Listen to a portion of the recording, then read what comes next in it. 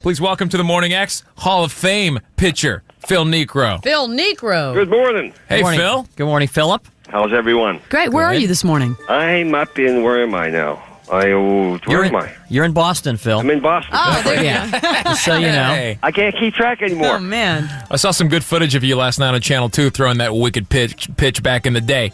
Oh, was I on there? Oh, yeah, they had like some clips talking about the Hall of Fame, and they showed some nice clips of you just, making people jump all over themselves. Well, Yeah. I threw some good ones, and I threw some bad ones up there sometimes, too. What was the best quote? Bob Uecker was once asked, what's the best way to catch Phil Niekro's knuckleball? And he said, very simple. You just wait till it stops rolling and you pick it up. Why do you think it is? I mean, you're the best knuckleball pitcher that ever played, and since you played, there's maybe a handful of guys who could throw an effective knuckleball. Why do you think more pitchers have not developed that pitch over the years? You know, there just isn't anyone out there to teach it. I learned mine when I was in high school, so it's not a pitch that you just pick up overnight or over a year. It takes a lot of commitment, a lot of time to learn how to throw that pitch, and a lot of guys just don't do that. And who's out there to teach them? You know, very few big ball clubs have anybody that knows anything about it. So, because you would think, I mean, you retired in 87. You were how old? Right, I was 48. 48. You would think with the kind of money these guys make today, if a player could tack an extra 5 years or 7 years onto his career by developing a pitch that was so unhittable, for that kind of money, it'd be worth learning that pitch. True, but that late in your career, it may take a year or two to learn how to do that. And a lot of guys and organizations won't keep a guy around that long just to see if he can learn to throw a knuckleball. We're talking to Phil Niekro. Phil, have any of the Braves players now asked you for advice, any of the current players? No, there's no one with the Braves organization that throws a knuckleball. There's a guy up here in Boston that throws one.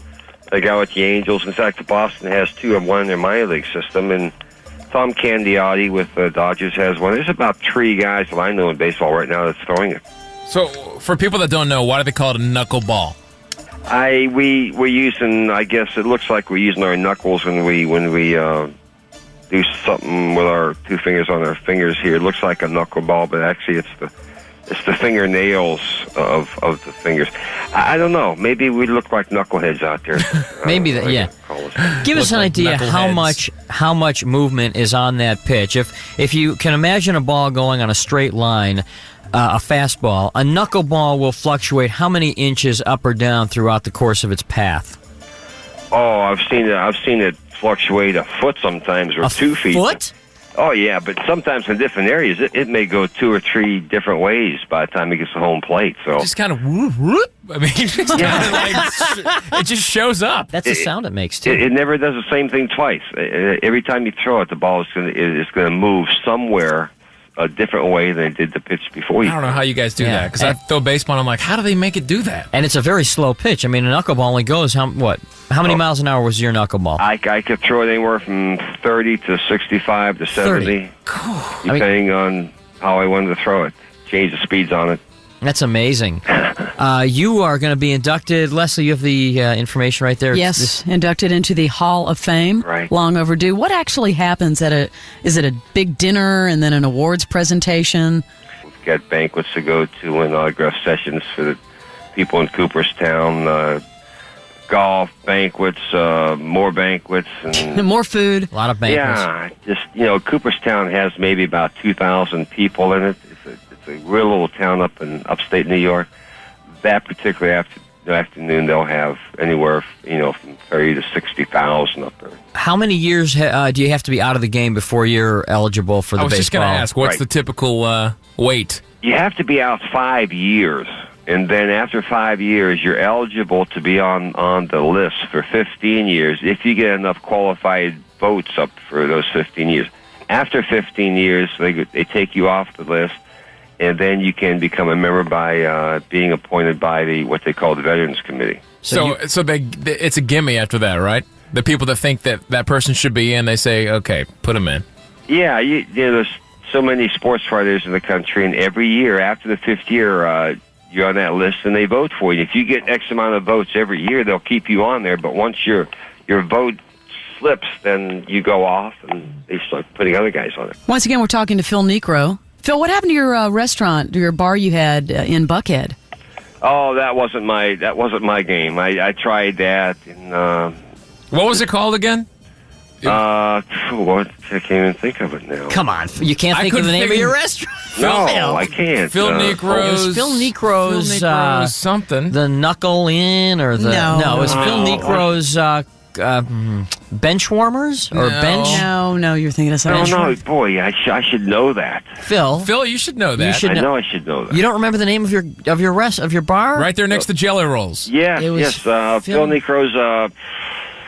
Ooh, we've even People are stumped Phil calling here. Niekro. Hold on, people are calling. We'll have to. Hang on, put him. Yeah, there's We'll have to somebody on the award a phone. Somebody on the prize. phone here. Yeah, Hello. Todd, see if someone knows Phil Niekro's restaurant's name.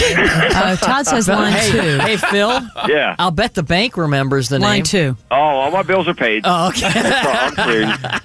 Hey, What was that? Just a real difficult. Phil? What was the Phil? Uh-oh, we lost Phil. shoot. Do you have his number? Not but shh. Just get him back up. We lost the man. I hope he doesn't think that was good timing for him, though.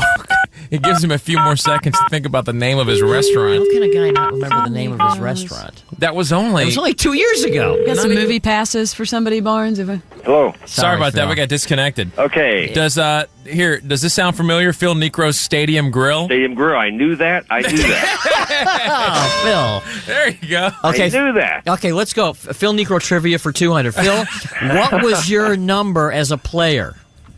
Oh, let me see. I knew there was a 3 in that thing. I'm going to take a shot in the dark and say 35. 35. You win. By the way, how did you pick your number?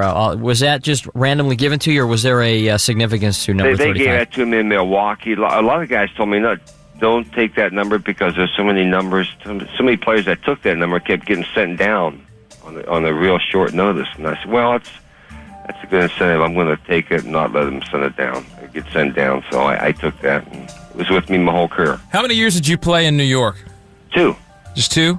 84 and 85, played 2 years, 86, 87, 1 month in Toronto.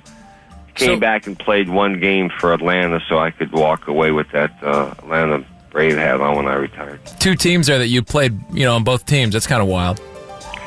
There wasn't no question about where my allegiance was. Oh, yeah, there. sure. Of course. And Steinbrenner, did you enjoy working with him? I enjoyed playing for the Yankees.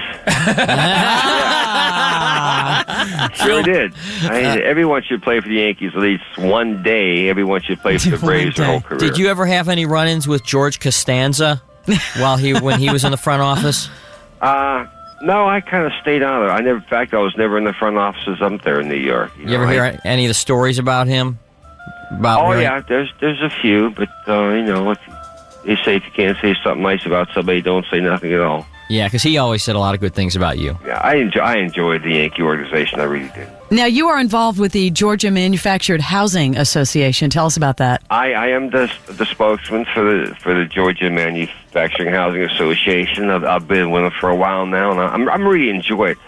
I'm traveling the whole Southeast down there and making a lot of appearances and meeting a lot of people. And I was kind of unfamiliar about the Manufacturing Home Association. I had that. What is it? Pardon me? What is it? I always thought trailers. I always thought trailers all the time.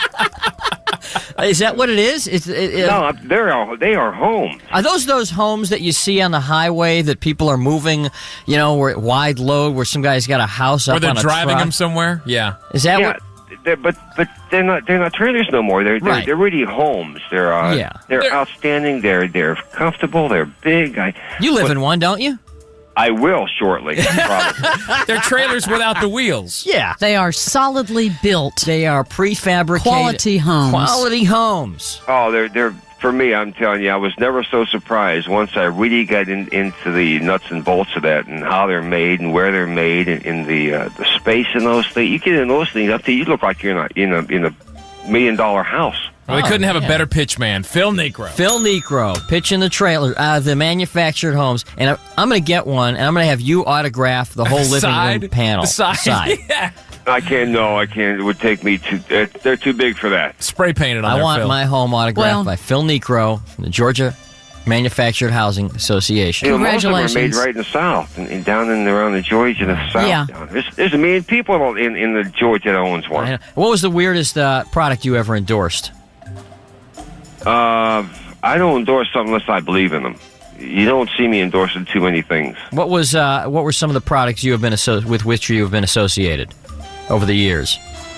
I tell you, very, very few. Very, very few. You just haven't seen. Stadium Grill. Jimmy, he doesn't Steve. want to name names. He doesn't want to. Okay. No, really, I'm trying to think, and I can't think of too many. But Yeah. you know, I believe in boy. If you get involved in something, believe in it, like it, enjoy it, and that's what I'm doing with the Manufacturing Housing Association. I can't wait till I meet those people again. Well, Phil Niekro, it was nice talking to you. You got to come back on our show. Yeah. You know, we've tried to have you on for 4 years, and we can never catch up, but we need to have you back more often. I would love to do that.